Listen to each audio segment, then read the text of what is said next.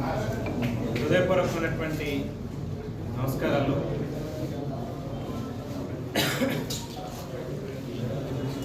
నా వయస్సు అనుభవం తక్కువైనప్పటికీ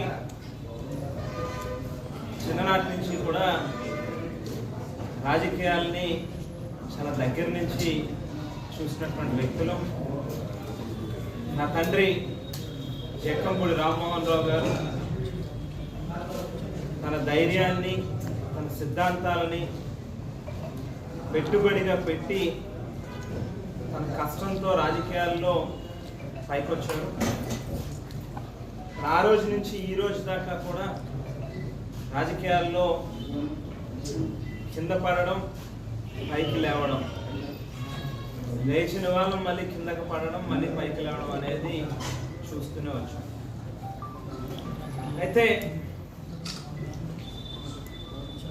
బహుశా మరి అనుభవం లేమా, లేకపోతే ఇంకా రాజకీయాల్లో చాలా తెలుసుకోవాల్సింది, చూడాల్సింది చాలా ఉందా అనేది ఖచ్చితంగా ఈవేళ ప్రశ్నించుకోవాల్సినటువంటి అవసరం కనిపిస్తాం.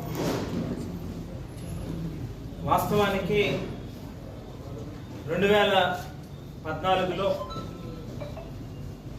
విడిపోయిన ఆంధ్ర రాష్ట్రం